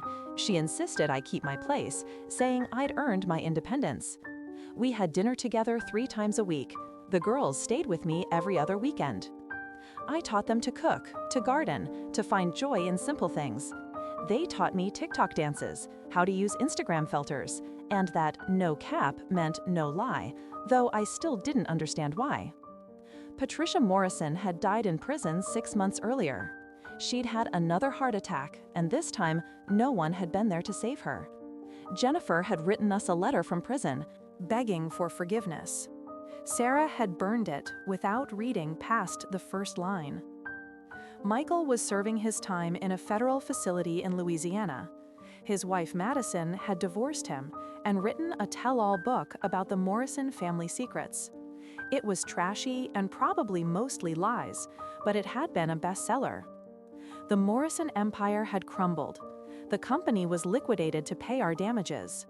The Highland Park compound was now a museum dedicated to the victims of family separation. Sarah had insisted on that, turning their monument to greed into something meaningful. Richard, Sarah's ex-husband, had lost his Senate race spectacularly. Turns out, voters didn't like candidates associated with kidnapping scandals. He'd moved to Vermont to find himself, or whatever privileged men did when their lives imploded. "Mrs. Williams?" A young woman approached me nervously. "I'm Claire Mitchell from the Dallas Morning News. Could I ask you a few questions?" "Of course." "It's been a year since the trial. How has your life changed?" I thought about it. I got my daughter back. I got to meet my granddaughters. I went from being alone to being surrounded by family. But the biggest change? I stopped just surviving and started living. Any regrets? Only that it took 30 years to learn the truth. What would you say to other mothers in similar situations? Confident. Never give up. Your instincts are real. If something feels wrong, it probably is. And love, real love, always finds a way. Claire thanked me and moved on to interview others. I watched the crowd filling our foundation's opening. Families we'd helped, volunteers, donors, media. "Grandma," Margaret, the youngest, tugged on my sleeve. "Come see what I made." She led me inside to a wall covered in photos, all the families we'd reunited. In the center was a photo of Sarah and me from last Christmas, surrounded by the girls. All of us wearing matching pajamas and laughing at something Lily had said. "It's beautiful," I said, hugging her. "That's my favorite," she said, pointing to our family photo, "because everyone looks happy, really happy, not fake happy like in the photos with Grandma Patricia. We are really happy. Because we're together? Because we're together." Sarah found us there, tears in her eyes from seeing the wall of reunited families. "The Oprah documentary is a go," she said. "They want to follow 3 families, including ours, to show the long-term impact of illegal family separation. Do you want to do it? I want the world to know what they did to us, and I want other families to know there's hope. Then we do it." That evening, we had the official opening gala. 500 people attended, raising over $3 million for the foundation. I wore a designer dress for the first time in my life. Sarah had insisted, and the girls had picked it out. "You look beautiful, Grandma," Emma said. "I feel ridiculous." "You look like a queen," Lily corrected. "A queen who survived a war." Maybe that's what I was, what we all were. Survivors of a war we didn't know we were fighting. During my speech, I looked out at the crowd. Successful people, powerful people, the kind of people who used to intimidate me when I was just white trash from the wrong side of Houston. 30 years ago, the Morrison family stole my daughter. They had money, power, connections. I had nothing but a mother's love and the certainty that my child was alive.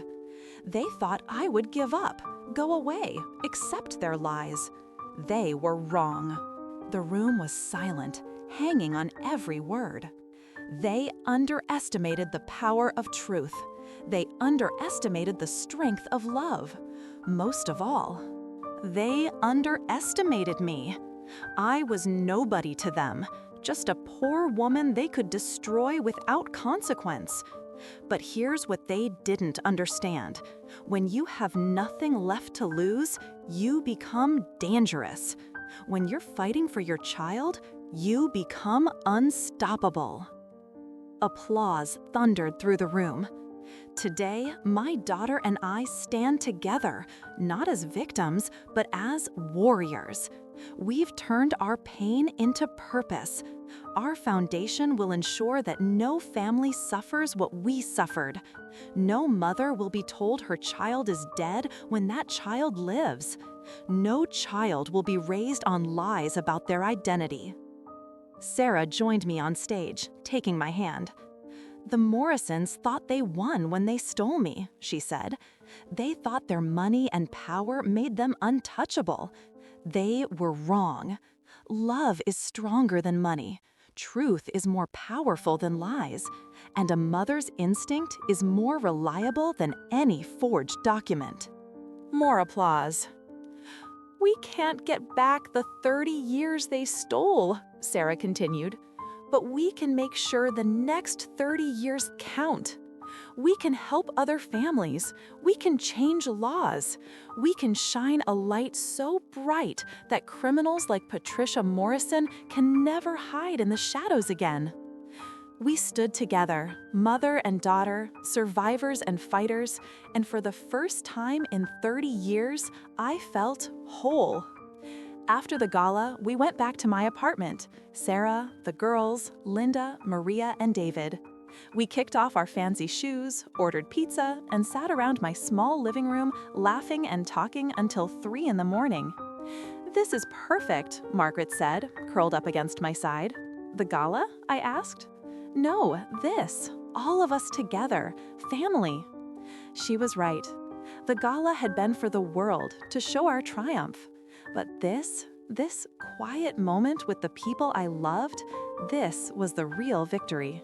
"Tell us a story about Mom when she was little," Emma requested. So I did.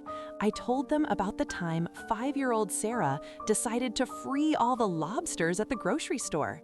How she'd somehow managed to get 3 of them into my shopping cart before I noticed. How she'd cried when I explained we couldn't save them all. "You've always been trying to save everyone," I said to Sarah. "I got it from you," she replied. "You never gave up trying to save me, even when everyone said I was dead." "A mother knows," I said simply. "A mother knows," she agreed. 2 years had passed since the trial when the call came. I was in my kitchen teaching Margaret how to make my mother's secret recipe for chocolate chip cookies, the ones shaped like hearts that Sarah had loved as a child. "Mrs. Williams?" The voice was uncertain, elderly. "This is Dorothy Chen. I was a nurse at Methodist Hospital in 1994. My hand tightened on the phone. "Yes? I need to see you. There's something I should have told you years ago about that night, about your daughter." We met at a small cafe on Richmond Avenue. Dorothy was in her 70s now, hands shaking as she lifted her coffee cup. "I was the head nurse in the ICU," she began. "I was there when they brought Sarah in after the accident. Maria Santos already testified about what happened. Maria didn't know everything." Dorothy pulled out an old, worn envelope. "Patricia Morrison didn't just steal your daughter that night. There was more." My blood ran cold. "What do you mean?" "Your husband, Robert, his heart attack, it wasn't natural." The cafe seemed to spin around me. "What?" "Patricia came to the hospital before Robert died. She met with him privately. I saw her leaving his room. 20 minutes later, he had a massive heart attack. Too massive for a healthy 45-year-old man with no history of heart problems." "You're saying I'm saying I found an empty vial in the trash. Potassium chloride. Injected in the right amount, it causes heart attacks that are virtually undetectable. You knew this for 30 years and said nothing? Dorothy's eyes filled with tears. She threatened my children, my grandchildren. She showed me photos of them at school, at home. She said they'd disappear if I ever spoke. Why now? I'm dying. Pancreatic cancer. I have maybe 2 months, and I can't meet my maker with this on my conscience. She handed me the envelope. Inside were photos she'd taken of the vial, notes she'd made that night, even a security photo showing Patricia entering Robert's room. This is evidence of murder. Yes, but Patricia's dead now, so Jennifer and Michael knew. They had to know. Dorothy nodded. Michael was with her that night. He stood guard while she was in Robert's room. I called David immediately. Within hours, we were at the FBI field office in Houston. The statute of limitations for murder never expires. Sarah took the news harder than I expected. She killed him? She kept saying.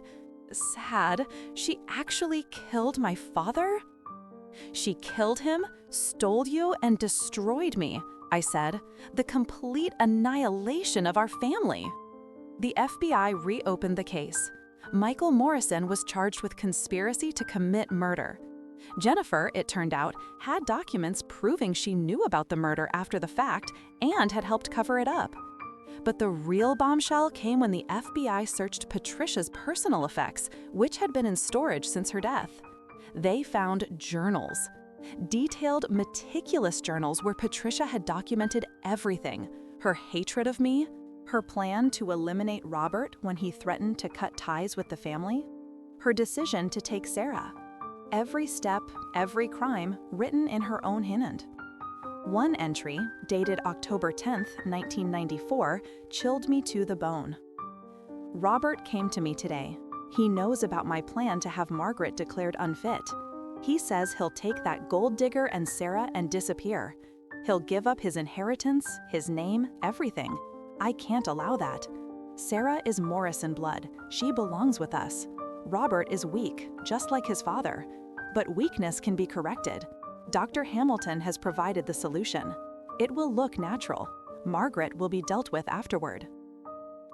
Dr. Hamilton, Patricia's personal physician, who died 10 years ago in what was ruled a suspicious but unsolvable car accident. Another entry, October 15th. It's done. Robert is dead. The girl is mine. Margaret is unconscious and will wake to find her world destroyed. The hospital staff has been handled. $10 million buys a lot of silence. Sarah will be raised properly now, as a Morrison should be. The trash has been taken out. Sarah read the journals with tears streaming down her face. She called you trash. She called my father weak. She wrote about stealing me like I was a piece of property. That's all you were to her. Property. Morrison property. The news of the murder evidence exploded across the media. Michael's new charges meant he'd likely die in prison. Jennifer negotiated a deal, full cooperation for a reduced sentence. Her testimony was damning. Mother planned it all, she said in her deposition. She couldn't stand that Robert loved Margaret. She said it was an insult to the family name. When Robert threatened to leave Dallas entirely, to start over somewhere we couldn't reach them, Mother said she had to act. You knew she was going to kill him? I suspected. Michael knew for sure. He helped her get the potassium chloride. And you said nothing for 30 years? You don't cross Patricia Morrison. Even her own children weren't safe from her wrath. The grand jury indicted Michael on first-degree murder charges. At 70 now, he was looking at spending his remaining years in maximum security. During all this, the foundation continued its work. We'd reunited 53 families now, each one a victory against people like Patricia Morrison. One case hit particularly close to home. A woman named Carmen Reyes came to us. Her son had been taken by his wealthy father's family after they'd had the father declared sole custodian through forged documents and bribes. The boy had been told his mother was dead. Sound familiar? We found the boy, now 22, living in Connecticut. When we showed him proof his mother was alive, he broke down completely. "They said she died of an overdose," he sobbed. "They said she was a drug addict who didn't want me." Carmen had never used drugs in her life. She was a nurse who'd simply had the misfortune of marrying into a wealthy family who deemed her unsuitable. Their reunion, filmed for our documentary, was watched by 40 million people.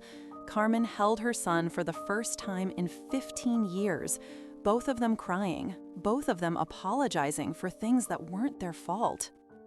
"This is why we do this," Sarah said, watching them. "This is why we can't stop." The documentary, titled Stolen, premiered at Sundance and won the Grand Jury Prize.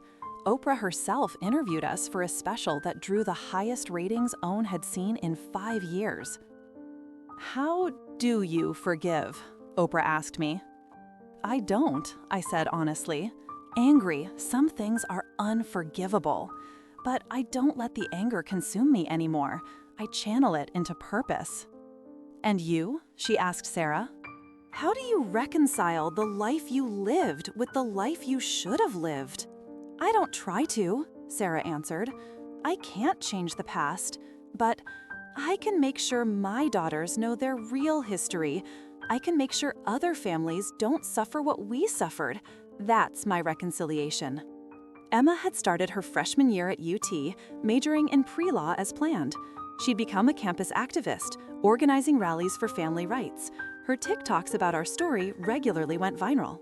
Lily, now 17, had turned her podcast into a multimedia platform.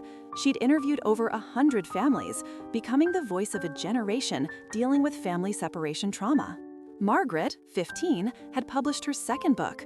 This one was fiction, but clearly inspired by our story. It was being adapted into a Netflix series. "My granddaughters are changing the world," I told Oprah. "They learned from your example," she replied. "They learned that one person can make a difference, that truth matters, that love is stronger than lies." After the interview, Oprah pulled me aside. "I've seen a lot of stories of pain and triumph," she said. "But yours, the strength it took to never give up, to keep believing when everyone said you were wrong, that's extraordinary." "I'm just a mother," I said. "Any mother would have done the same." "No," she said firmly. "Not everyone would have survived what you survived. Not everyone would have kept fighting.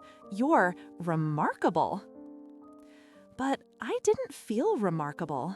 I felt tired. 30 years of grief and 2 years of fighting had taken their toll. I was 74 now, and some days my bones ached with the weight of all those lost years. The call came at 3 in the morning on a Tuesday in September. Exactly 33 years after the accident that changed everything. "Mom?" Sarah's voice was shaking. "Sad. Jennifer's dead." Jennifer Morrison Blake had been found in her cell, apparent suicide. She'd left a note, which the FBI faxed to David within hours. To Margaret Williams, it read, "I'm sorry for everything. Patricia made us all monsters, but I chose to stay one. Michael and I knew she killed Robert. We helped her steal Sarah. We destroyed your life and felt righteous doing it. I can't live with it anymore. Tell Sarah her father loved her. He died trying to protect her. That's the only good thing I can give you. The truth that Robert died fighting for his family. May you find the peace I never could. Jennifer." I felt nothing. No satisfaction, no sorrow, just nothing.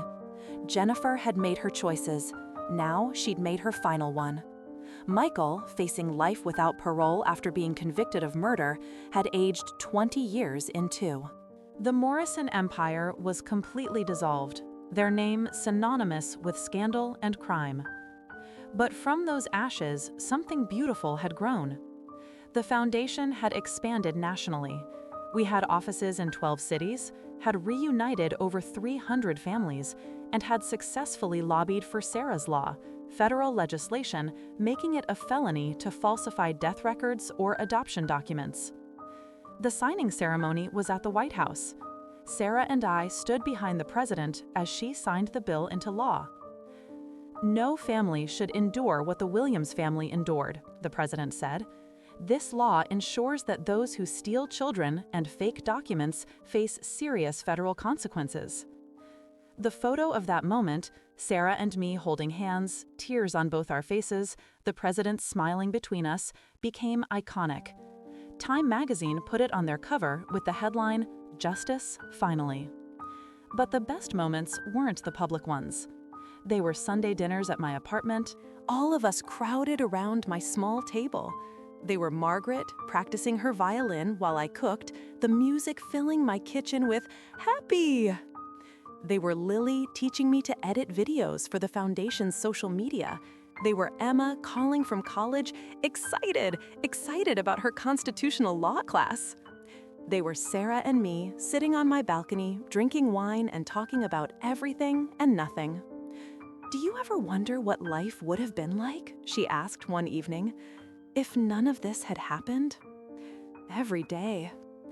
"Would we have been close?" "You were already pulling away," I admitted. 21 years old, in college, wanting independence. We might have had a few rough years. But we would have had them together. "Yes, together." "I dream about him sometimes," she said. "Daddy, Robert, I dream he's teaching me to ride a bike or reading me stories. Or just there." Those aren't dreams. Those are memories. You were so young when he died, but somewhere in your mind, you remember. "Patricia stole that too, my memories of him." "No, she tried, but she failed. You remember. You named your daughter Margaret without knowing why. You became an advocate for justice without understanding where that drive came from. You are Robert's daughter in every way that matters." "And yours," she added. "I'm your daughter too. You always were. Even when they told me you were dead, you were still my daughter. Death couldn't change that. Patricia Morrison certainly couldn't." The 5-year anniversary of our reunion was approaching. Media outlets wanted to do retrospectives, follow-ups, where are they now pieces. We declined most of them, but agreed to one final interview with 60 Minutes. They interviewed us at the foundation, surrounded by photos of reunited families. "5 years ago, you stood up on that cruise ship and changed your life forever," the interviewer said to me. "Do you ever regret that moment?" "Never, not for 1 second." Even with everything that followed, the pain of learning about Robert's murder, the legal battles? "Pain is temporary, regret is forever. If I hadn't stood up that day, I'd have regretted it for whatever time I had left." "Sarah, how has this journey changed you?" Sarah thought carefully. "I learned that I was stronger than I knew, that truth is more powerful than lies, that family isn't about blood or money or social standing, it's about love and choice. I choose my mother. Every day, I choose her." "What's next for the Williams family?" I looked at Sarah, who smiled. We'd discussed this, planned it, but hadn't announced it yet. "We're writing a book together," Sarah said. "Our story, in our words. All proceeds will go to the foundation." "And I'm retiring from active management of the foundation," I added. "Sarah will take over as president. I'll remain on the board, but it's time for the next generation to lead." I was 77 now. My health was still good, but I was tired. I wanted to spend my remaining years enjoying my family, not fighting battles. "Any regrets?" the interviewer asked. "Just one," I said. "That Patricia Morrison died before she could see what we built from the ruins she created.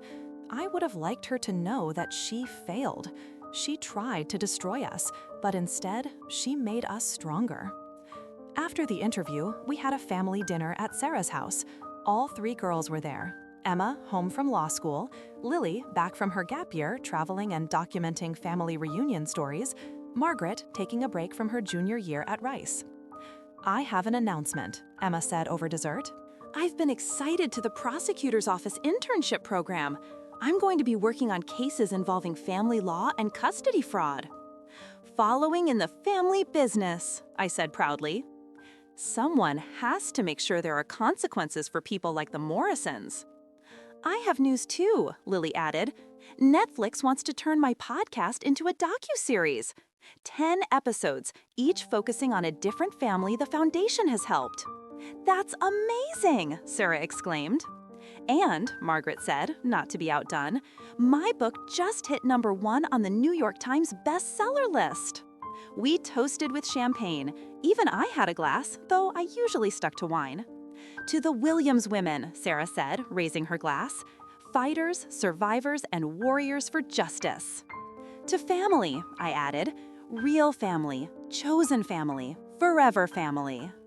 That night, after everyone had gone home, I stood in my apartment looking at the wall of photos I'd created. Sarah as a baby, the girls growing up, our reunion, the trial, the foundation opening, family dinners, Christmas mornings, birthday parties. 30 years of emptiness, followed by 5 years of abundance. The phone rang. It was Maria Santos, calling from the Foundation's Dallas office. "Margaret, we just got a call. A woman in Austin says her twins were taken by their father's family 40 years ago. She was told they died in a house fire." Another Patricia Morrison, another stolen child, another mother who never gave up hope. "Send me the details," I said. "We'll start investigating tomorrow." Because that's what we did now. We fought for families. We reunited the stolen. We brought truth to light. I thought about that moment on the cruise ship 5 years ago when I stood up and declared the truth.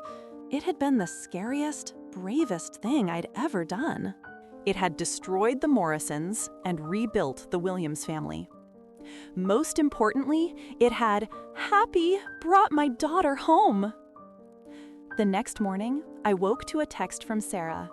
"Happy, Mom, I love you." 3 words I'd waited 30 years to hear. 3 words that made everything worth it. I texted back, "I love you too, my darling girl, always and forever." Because that's what real love does. It endures, it survives, it conquers. Even Patricia Morrison couldn't kill that. Michael Morrison died in federal prison on a cold January morning, exactly 7 years after our reunion on the cruise ship. He was 77, the same age I'd been when I discovered Sarah was alive. The guards found him in his cell, clutching a photo, the only personal item he'd been allowed to keep. It was a picture of Robert. David called me with the news, and later that day, a package arrived at my apartment.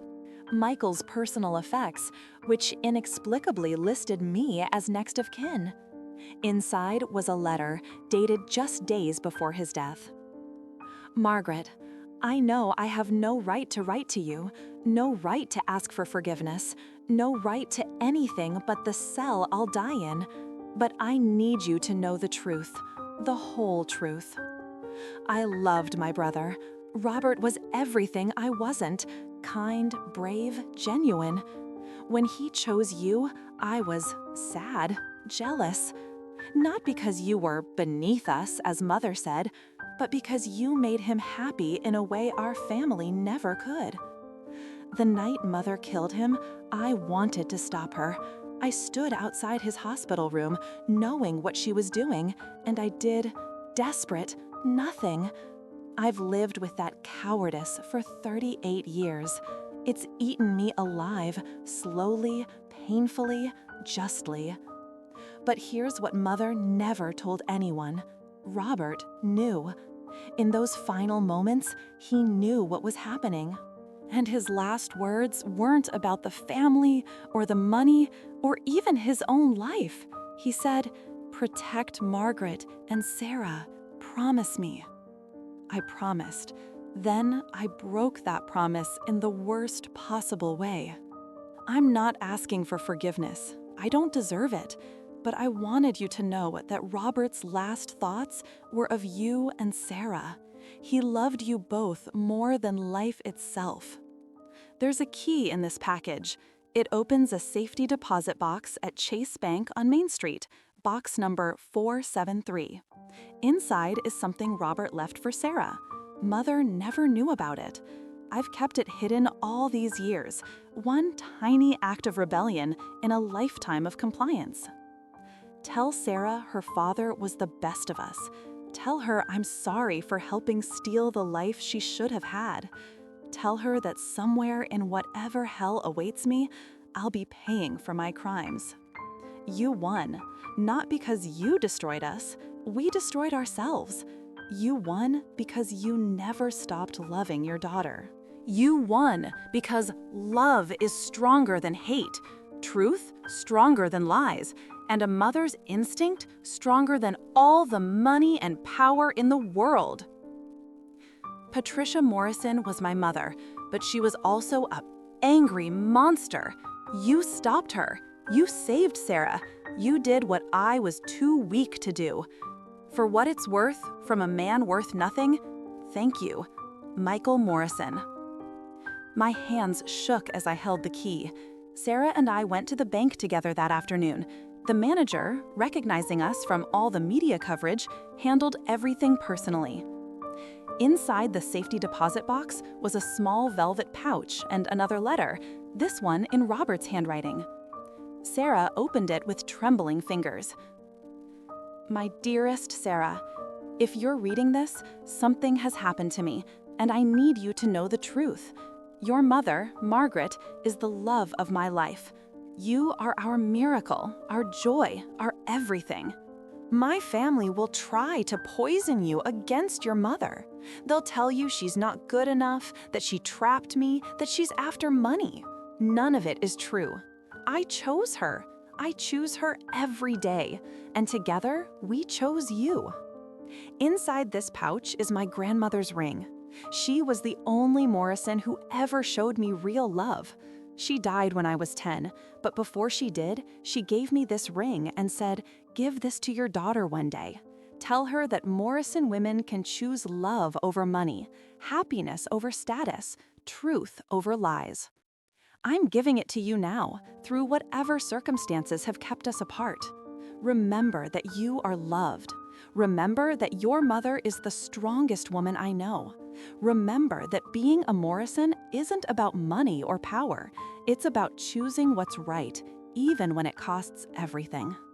I love you, my princess. Forever and